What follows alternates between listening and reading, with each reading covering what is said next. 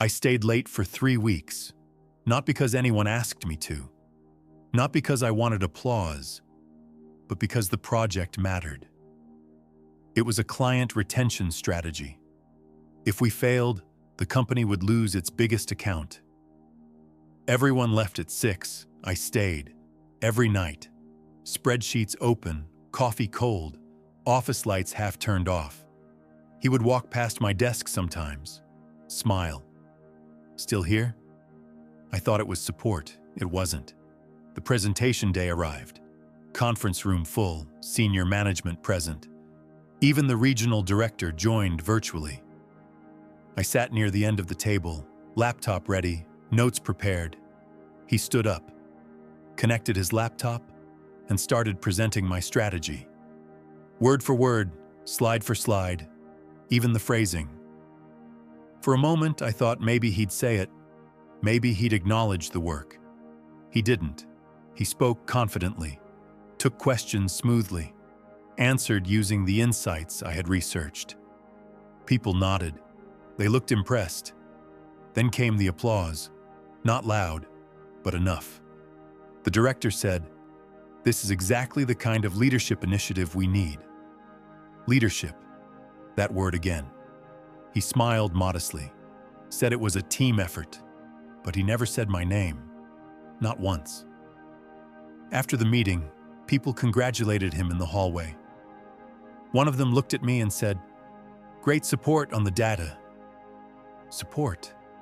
I had built the entire structure, and suddenly I was support. That night, I didn't confront him. I didn't send an angry email. I didn't report him. Instead, I did something quieter. I forwarded myself every draft file, every timestamp, every version history, every email thread where he asked for updates. I organized everything, not to attack, to prepare. Because here's the thing about people who steal credit. They usually steal more than once, and they eventually get careless. 2 days later, the client requested a follow-up meeting. Specifically, they wanted to discuss technical adjustments with the analyst who built the financial model. He looked at me when the email came in, just for a second, and I saw it. Uncertainty. Because he hadn't built it. He had only presented it, and presentations are easy. But details expose you. He told management he would handle it, but the client insisted. They wanted the person who built the model. The meeting was scheduled for Friday, and this time, I wouldn't be sitting at the end of the table. Friday came faster than I expected. The client joined 5 minutes early. Their tone wasn't casual anymore. It was sharp, focused. They didn't want another presentation. They wanted clarification, specific numbers, specific assumptions, specific risk adjustments. He began confidently, repeating the overview from before, but this time the client interrupted. "Can you explain the sensitivity adjustment on page 14? He paused, just for half a second, but I noticed. He clicked back to the slide, started speaking in general terms: market fluctuation, industry uncertainty, strategic flexibility. The client cut him off again. "That's not what I asked." Silence. I could feel the air change. He looked at me, not aggressively, not even angrily, just searching, as if hoping I'd rescue him. Management was in the room, watching, listening, waiting. The regional director leaned forward on the screen. "Maybe the analyst can walk us through it." There it was, the invitation. Not dramatic, not loud, just simple. I opened my laptop, connected it calmly, and pulled up the original financial model. Not the polished presentation, the raw file, with formulas, with layered assumptions, with annotations. I explained the sensitivity adjustment, why we reduced exposure in Q3, why we projected a conservative growth curve, why we built in a buffer for supplier instability. The client nodded, then asked 3 more technical questions. I answered each one, not from memory, from ownership, because I built it. By the end of the call, the tone had shifted. The client said, "This is the level of depth we were hoping for.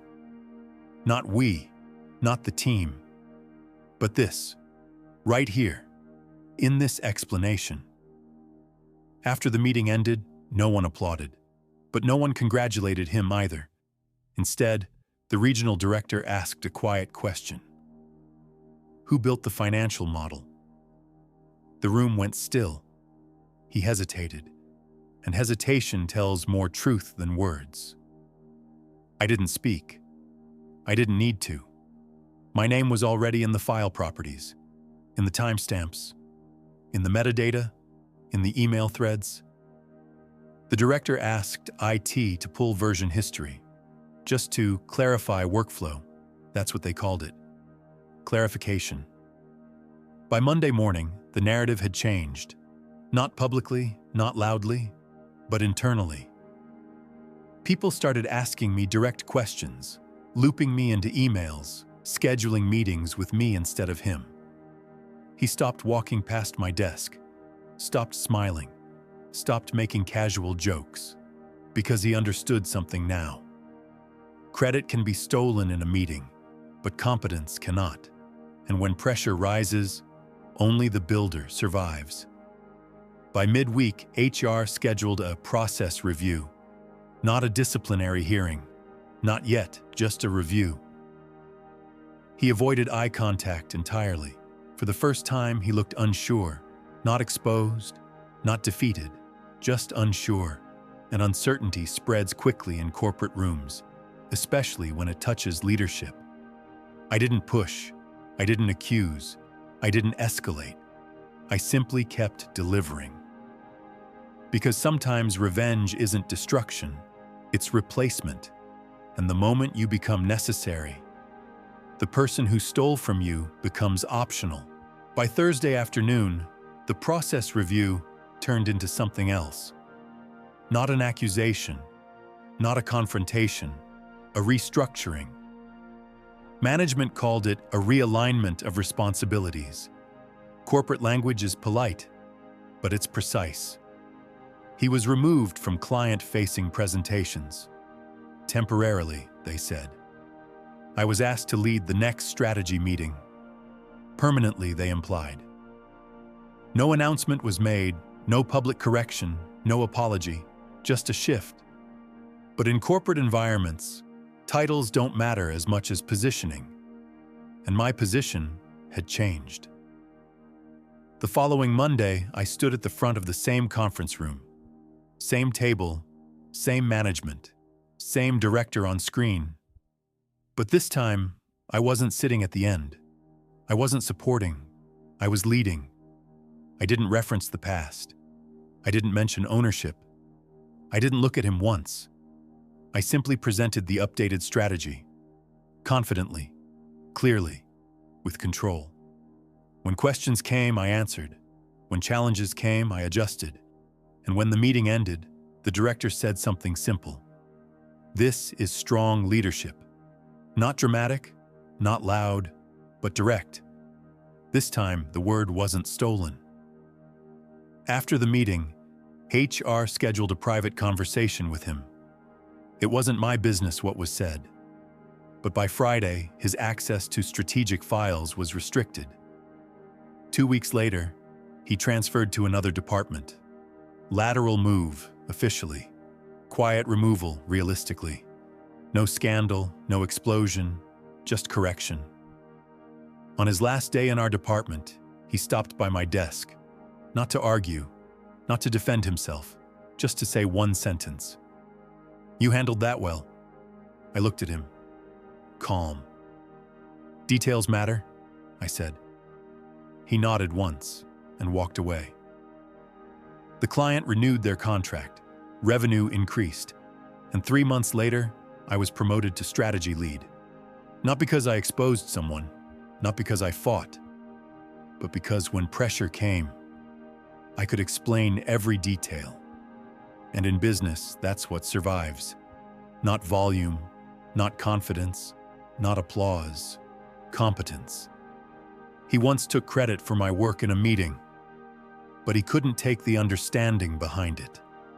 And in the end, that made all the difference.